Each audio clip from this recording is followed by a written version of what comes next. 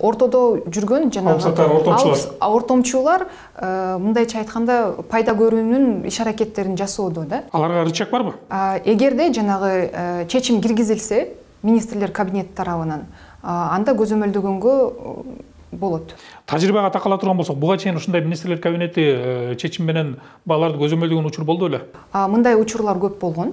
Жана пандемия убагында билесиз, анда да мындай дүрбөлөңгө түшүп, элдердин баары товарларды сатып алып баштаганда дефицит да байкалган, анан кийин кыйын абал болуп турганда дагы жана мындай эмеси бар да, эгер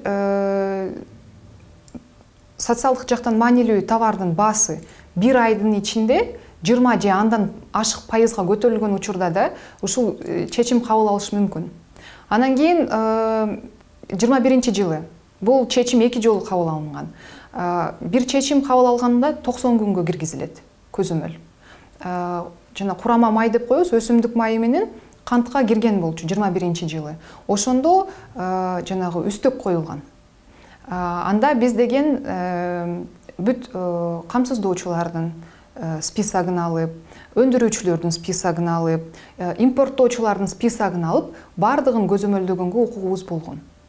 Азыркы тапта бааларды кармаганга дагы укугубуз болгон, кармап турганга дагы. Азыркы тапта эми азыр ошол министрлер кабинетинин чечимин күтүп атабыз. Бардык. Туура айтасыз. Сатып алуучулар, эгерде чечим кирип кала турган болсо, биз баягыдай бааны токтотууга мүмкүнчүлүгүбүз болот.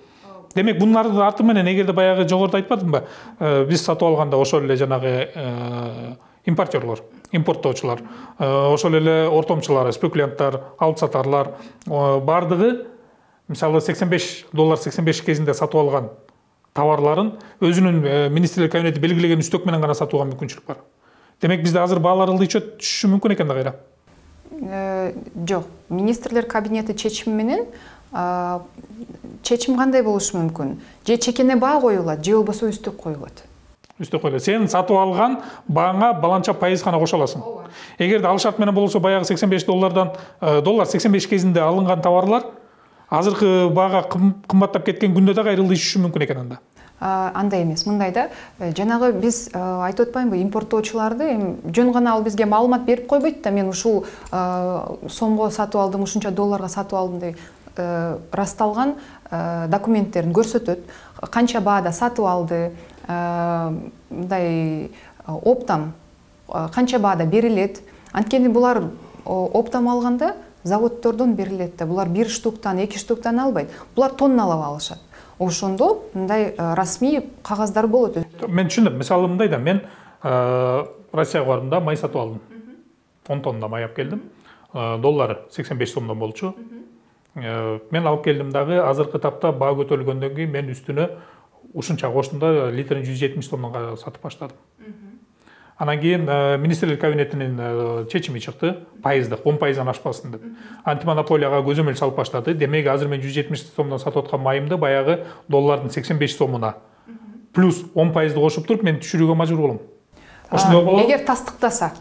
Эгер тастыкталса болот. Демек, кайсы бир деңгээлде мүмкүнчүлүгү бар экен, бааны түшүрүү. Мүмкүнчүлүк бар.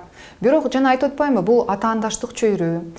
Биз мындай рыночный экономикада жашайбыз. Түздөн түз бааларды көзөмөлдөгөнгө укугубуз жок.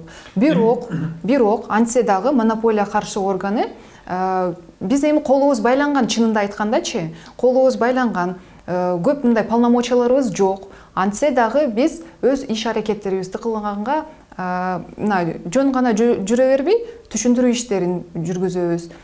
Сода түйүндөрүн, импорттоочуларды жана камсыздоочуларды баарын чакырып, кандай силерде көйгөйлөр болуп атат, биз кандай жардамыбыз тиет силерге, азыркы учурда, азыркы мындай оор кырдаалда кандай жардам бере аласыңар деп түздөн түз сүйлөшүүлөр жүрөт да биз мененчи.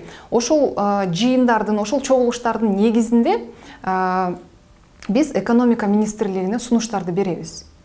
Биз мындай бүгүн жыйын өткөрдүк. Жыйынтыгы менен ушундай сунуштарды сиздерге киргизебиз деген сунуштарды жөнөтүп турабыз экономика министрлиги.